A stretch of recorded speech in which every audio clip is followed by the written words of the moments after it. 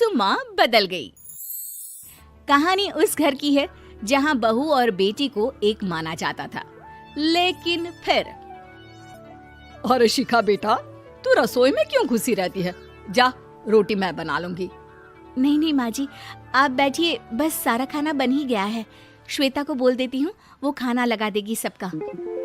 Sorry भाभी, मेरे पास वक्त नहीं है। माँ, मुझे पैसे देना, पार्लर जाना है। हाँ हाँ चली जाना, भाभी को भी ले जाना। वो भी जाने को बोल रही थी पार्लर, पर पहले ना मदद कर दे उसके खाना लगाने में। देख माँ, वो बहू है, उसे बहू रहने देना, इतना सर पर मत चढ़ा भाभी को। श्वेता, ज्यादा मत बोला कर। बहू और बेटी में कोई फर्क नहीं होता है। जा जाकर काम कर। ननद को माँ का भाभी से इस तरह प्यार करना बिल्कुल अच्छा नहीं लगता। वो बार बार किसी न किसी तरह माँ को भाभी के खिलाफ भड़काती रहती, लेकिन कोई फायदा ना होता। एक रोज, अरे बेटे किशन, जा बहू को कहीं घुमा कर ला, सारा दिन घर में काम करती रहती है। हाँ हाँ माँ, हम लोग जा रहे हैं ना गोवा। अच्छा जी, भाभी ने तो हमें बताया भी नहीं। वैसे तो सारी पंचायत करती है, ये गोवा वाली बात क्यों छुपा गई हमसे? अरे क्योंकि उसे खुद नहीं पता था बहन। मुझे टिकट सस्ती मिल रही थी तो मैंने बुक कर दिया। हाँ शिखा, पैकिंग कर ले, संडे हम जा रहे हैं गोवा। दोपहर में शिखा पैकिंग कर रही थी कि सास आ जाती है। ये क्या बहू, साड़ियाँ? अरे गोवा जा रही है घूमने या फिर शादी में मायके हैं? माँ जी, ऐसा कुछ है ही नहीं, समझ में नहीं आ रहा क्या रखूं कपड़े में। अरे तेरी और श्वेता की साइज तो एक ही है, उसके कुछ मॉडर्न कपड़े ले ले, आकर लौटा देना। हाँ माँ जी, ये ठीक रहेगा।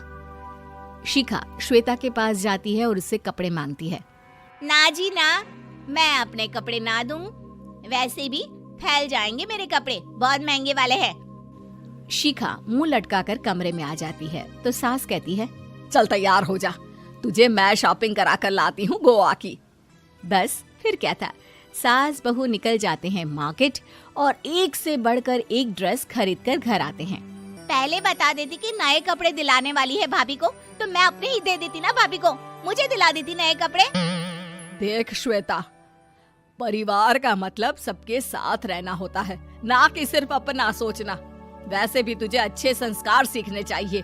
और रही बात कपड़ों की, तो शिखा, आज से घर पर भी तू मॉडर्न कपड़े ही पहनेगी। कोई जरूरत नहीं है ये साड़ी वाड़ी लपेटने की। अब क्या था, घर पर श्वेता और शिखा एक जैसे रहते।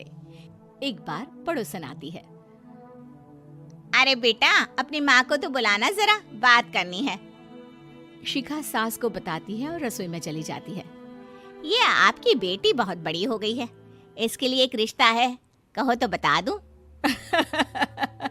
ये बेटी नहीं बहू है, घर में सब एक जैसा ही रहता है।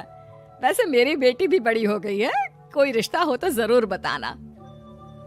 पड़ोसन रिश्ता लेकर उन लोगों के घर आती है। तब श्वेता की होने वाली सास कहती है, तो ये घर है, कितने मंजिल का है? और ये बहू ने आपकी क्या पहन रखा है, जीन्स टॉप? अरे भाई, साड़ी वाड़ी नहीं है क्या इसके पास?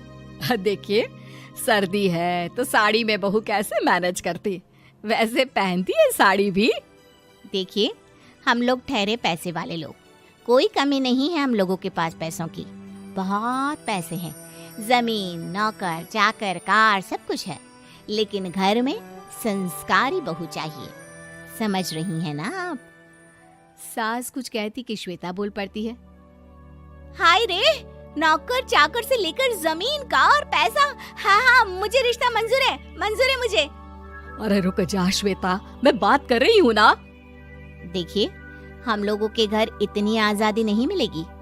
अरे हाँ कर देना माँ, हाँ कर दे जल्दी से। सास क्या करती, बेटी की शादी ऐसे घर में कर देती है जहाँ ना उनके विचार मिलते हैं और ना ही आचार। शादी के बाद एक रोज फोन पर, श्वेता बेटा, एक बार घर आ जा, बहुत दिल करता है तुझे देखने का। माँ, वो घर पर बहुत काम होता है, कैसे आऊँ? बड़ा घर है, लेकिन आने जाने वालों की लाइन ही लगी रहती है। बेटा मैं तो जानती थी उस घर का हाल, लेकिन तू ही नहीं मान रही थी। माँ देख, हर घर का यही हाल है। तेरी बेटी को यहाँ घूंघट हटाने की परमिशन नहीं है और एक तरफ भाभी स्कर्ट पहनकर घूम रही है।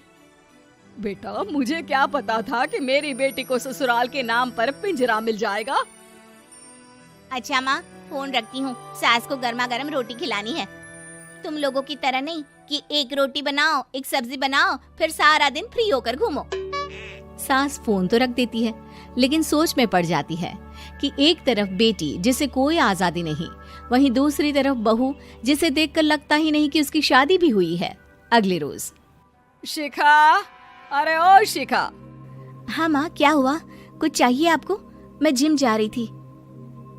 जिम के कपड़ों में बहू को देखकर सास को घूंघट में अपनी बेटी का ख्याल आता है।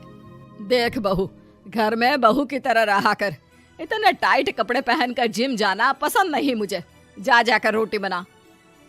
रोटी? माँ अभी तो शाम की 6 बजे हैं, इस वक्त रोटी? अब क्या मेरे खाने पीने पर भी पहरा है? अरे जब मर्जी तब मैं अपने घर में खा भी नहीं सकती क्या?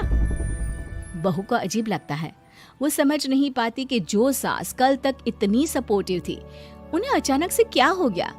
वो किचन में जाती है, गरम रोटी के साथ 2 तरह की सब्जी, रायता, सलाद सब लेकर सास के पास आती है।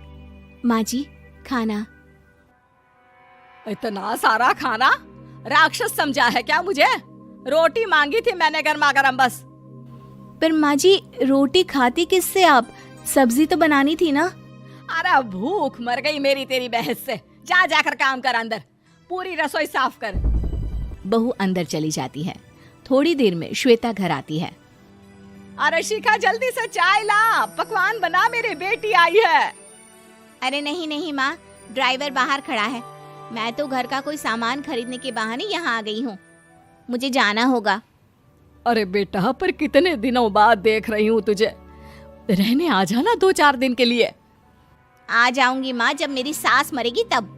मैं तो रोज मन्नत मानती हूँ कि मेरी सास मर जाए तो अच्छा है। अच्छा चल, जा रही हूँ माँ।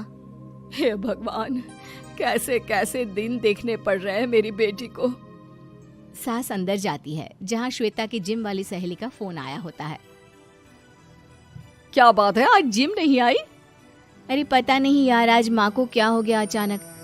पर खैर कोई नहीं, लगता नहीं कि मैं अब जिम आ पाऊंगी। शिखा स्पीकर पर बात कर रही थी, जिसे सास सुन रही थी। यार ये सास ना होती ही ऐसी है।